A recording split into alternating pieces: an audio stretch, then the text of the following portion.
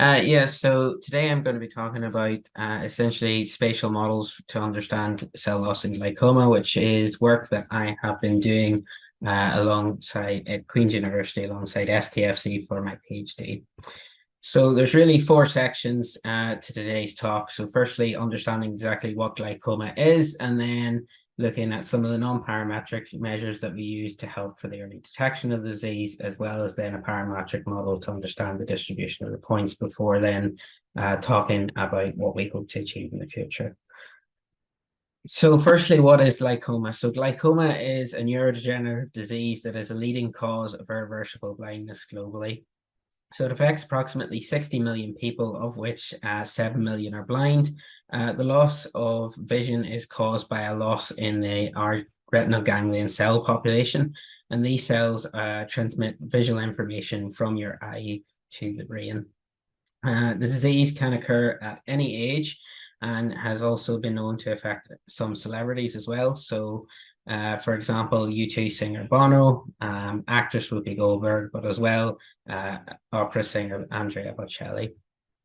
So the process, or in order to receive a diagnosis of glaucoma, you first go to the optician, and if they believe that you might have glaucoma, they will then refer you to a specialist. And then the specialist will monitor you over a period of time to provide a diagnosis and prescribe a treatment. So at present, there is no cure for the disease, but treatments can be highly effective provided that they're administered early in the disease process. So there are a number of reasons why this might not happen. So firstly, due to the high plasticity of the central nervous system, you can lose up to 40% of your retinal ganglion cell population before you would even begin to experience symptoms. So you could have normal vision one day and then the next day wake up with cloudy vision or blurred vision, and this will get progressively worse until eventually you're left with very limited vision if it's left untreated. Furthermore, as well, once you see the specialist, it can take them 6 to 12 months in order to provide a diagnosis.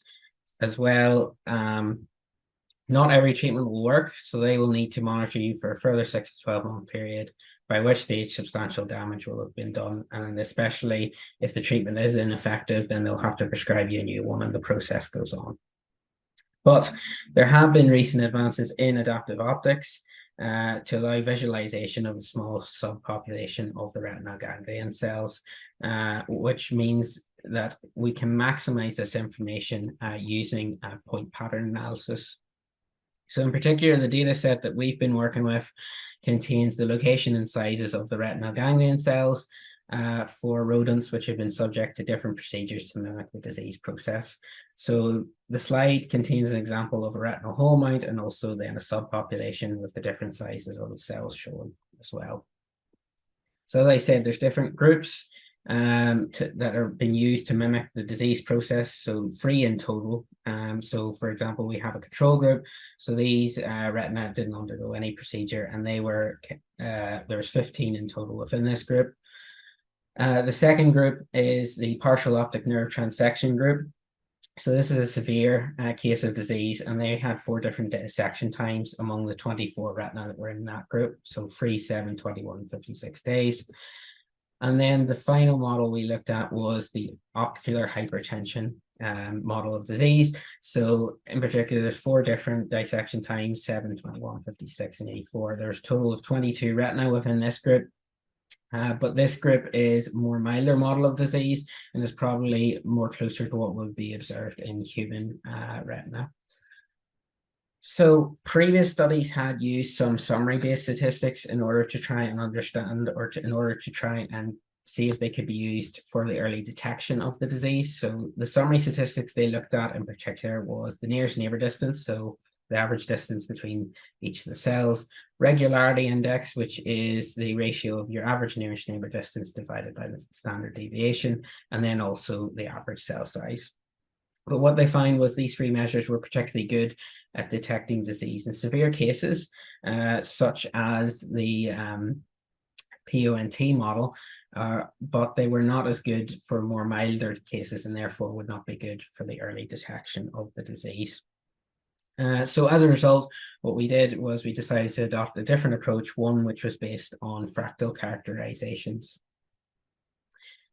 So why exactly did we use fractals? Well, the reason is because this approach has been, is because the fractal characterizations are a measure of self-similarity.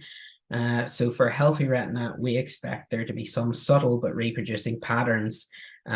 So in diseased retina, we would expect this to change.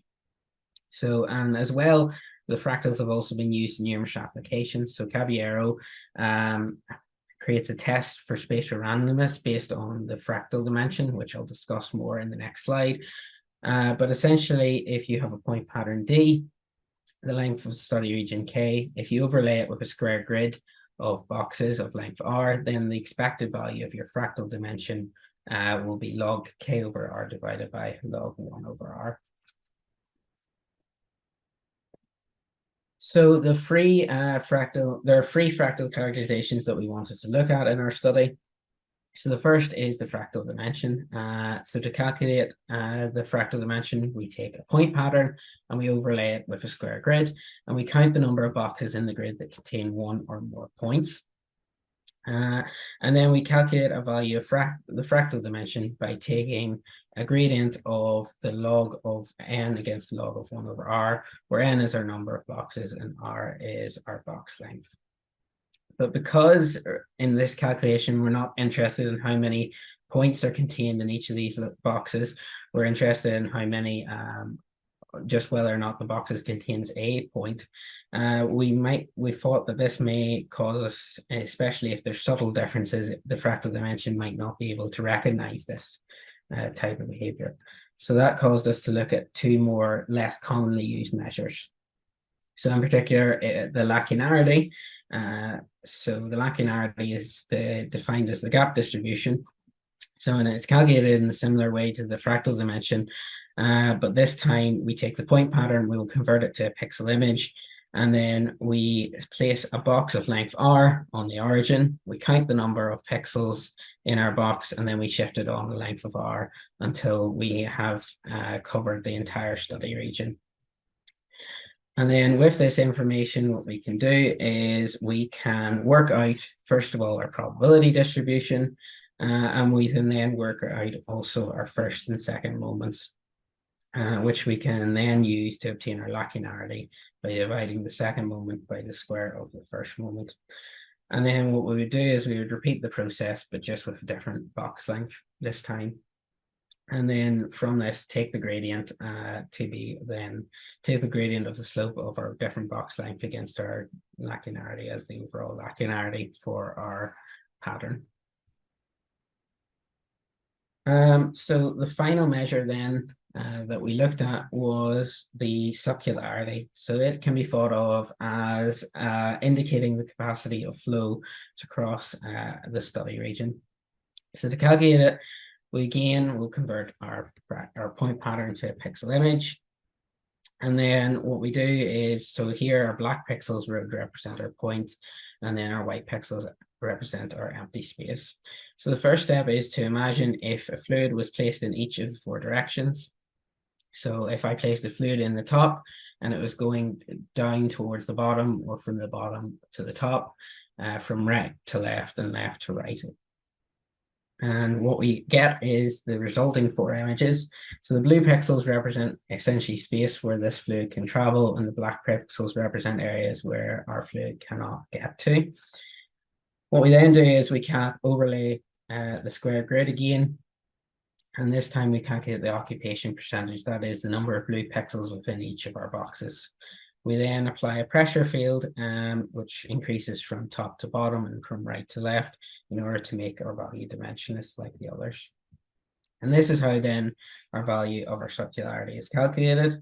So essentially we multiply each of our pressures on the boxes by the occupation percentage and divide it by the total pressure applied to the field, or to the study region.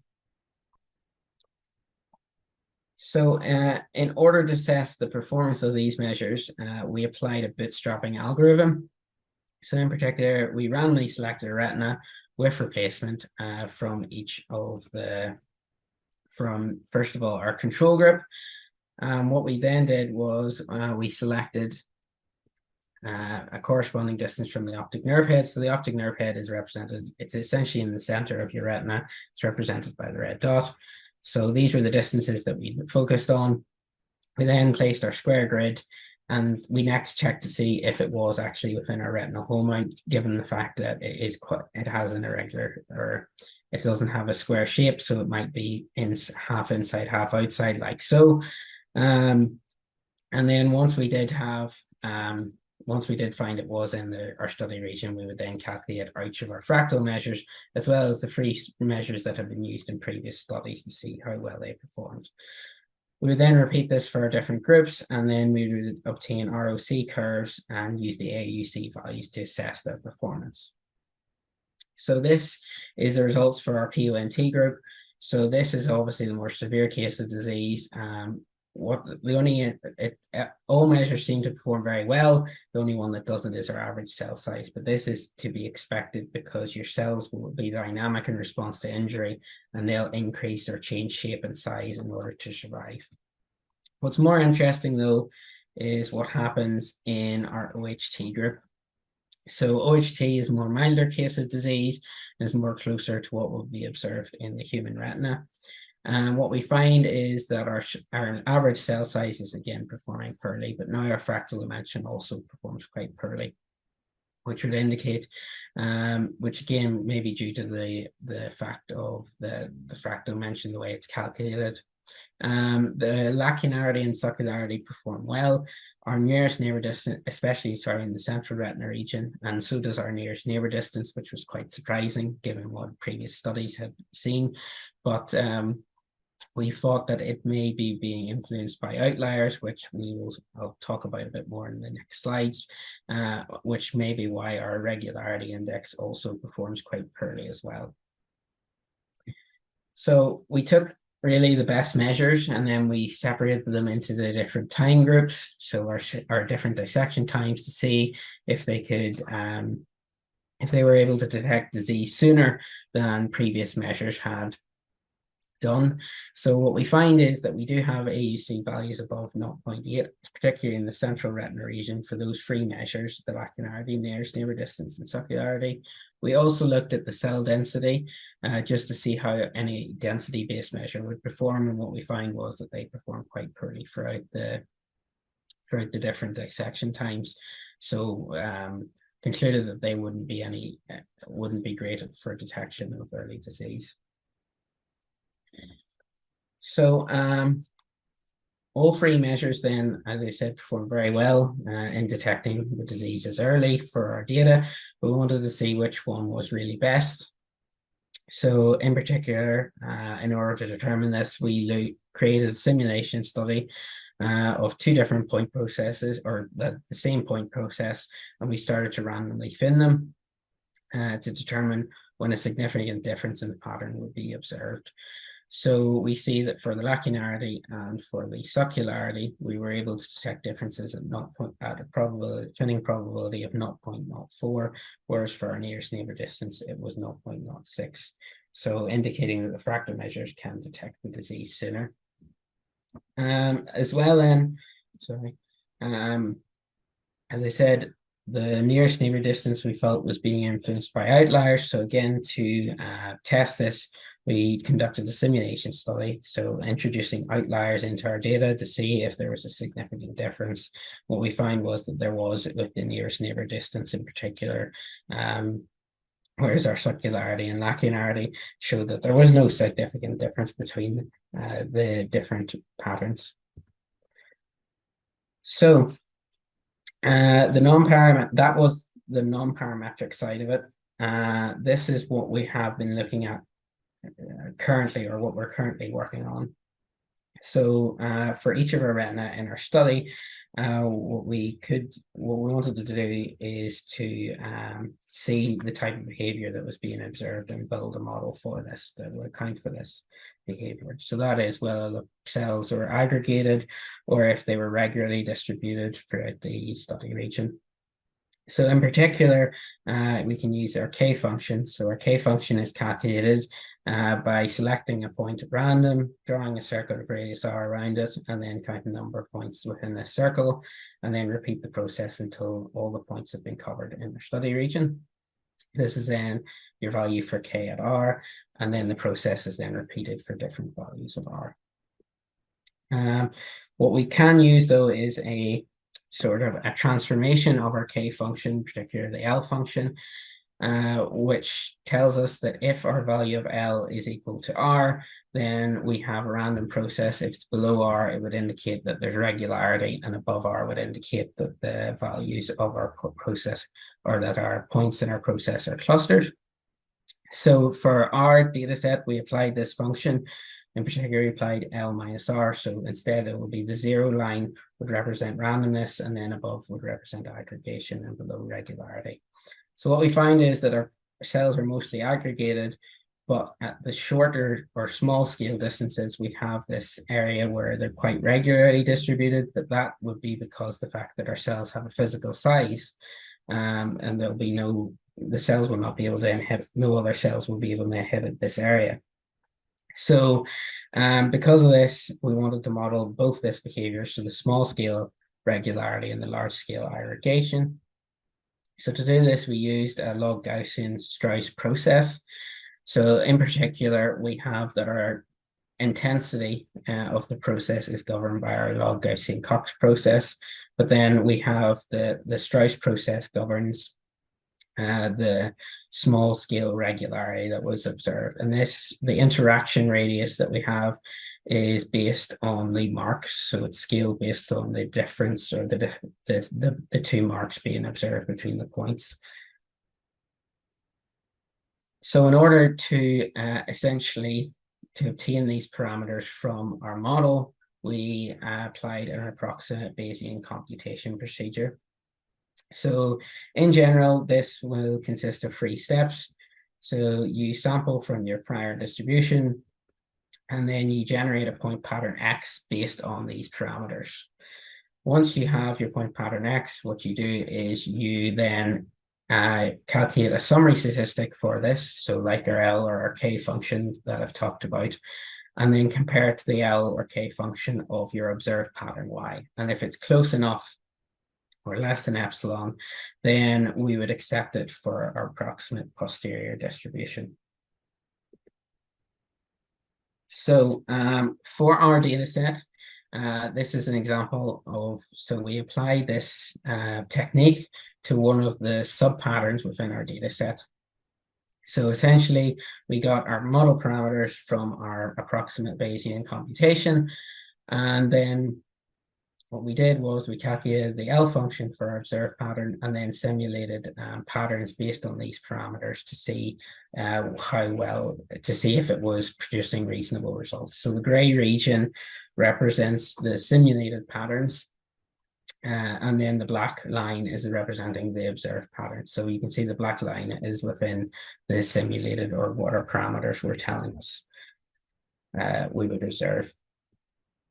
So then just to sort of finish up, so we sort of seen the usefulness of our fractals for the early detection of the disease. Our model is currently, we're currently working on our model at the minute a bit further, and for future work we want to look at whether our summary statistics, such as our fractal characterizations, can instead be used, or can be used alongside if they're different sort of outputs come from it. And then as well, we have these sort of different groups, so they're representing a replicated point pattern rather than just individual patterns. We want to see if we can sort of combine these samples together to get a representative for the group, so that then in future we will be able to add time to it, so we can see the progression of the disease through time. Thank you for listening. Thank you, Jonathan, for this very great presentation. So I open the floor to questions. So once again, you can raise your hand if you have a specific question.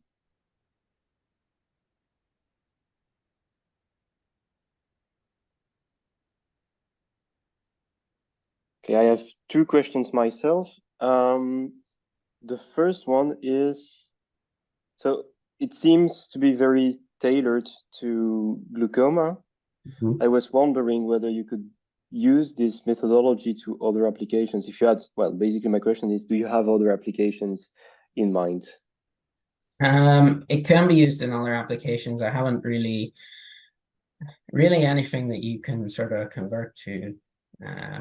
So the fractal measures in particular, as long as there's sort of self-similarity in the pattern, you can sort of use them in any application that you think it might be useful. The succularity and lacunarity haven't been used as much because a lot of the time they use the fractal dimension, but obviously there is some issues with it, but these measures definitely can be applied in different contexts. They've mainly been applied in biological contexts, so sort of different tissue samples or samples within the brain more so, but I think they could be applied in a lot of other areas, but I haven't really given it much thought at present. Okay, thank you. My second question is, so lacunarity seems to be the best in, I mean, in almost all scenarios, if I remember well. I was wondering if you had an intuition of why it was the case. Yeah, and maybe it's a connected question. Why this fractal? Why did you have this idea of using the fractal measures, especially to detect the early glaucoma? Yeah, so the reason we think lacunarity is performing best is because sometimes there'll not be a lot of change in the density of the cells. It'll be more their shape and their size will change. And so the lacunarity is a measure of sort of the gaps between each of the cells. So if they're changing shape and size, it might be the lacunarity you would expect to change slightly. Whereas the density-based measures probably won't change a lot, which is probably why it has performed the best of the measures. The reason why we used fractals was because biologists that had worked with this data before had said that for healthy retina, there's some sort of self-similarity. So the patterns kind of repeat over the large sort of space. So like over a large sort of scale. So that's why we went down the fractal route, because if there's disease, then they're going to be slightly different. That sort of self-repeating sort of image of the cells will be slightly different. So that's why we went down that route. Okay, thank you. Andre? Thank you. It was a super interesting presentation, if I may. So, just shortly, firstly, this idea of using fractal measures as summary statistics for ABC seems very interesting. Also from probabilistic side, naturally. Have you considered also other spatial point processes that you mentioned, Log-Cox, I think, type process? And also, why do you think these fractal measures would work as summary statistics, and could other summary statistics be used in the ABC as summary statistics for the algorithm? Thanks. Yeah, it really, in terms of the summary statistics, it depends on the pattern or the data that you're working with, really. A lot of the time, the different measures are generally your L function or your K function. Sometimes they'll use the number of points or different things like that. So that's why we sort of thought about maybe using the fractal measures for this sort of summary statistics, because because they can detect the subtle differences between the cells, whereas your L and your K function, so your fractal dimension is actually quite closely related to your K function. So we would expect then there not to be much differences between them if we're just using solely our K function, which is why we thought maybe we should use the fractal measures for this, because then our model parameters might be slightly different. Whereas in the algorithm, if I just stuck solely to these sort of F and K and L functions, they might be the same. So that's why we've used that here. We haven't really looked at much different processes just yet, but it's something that we would consider for the future anyway.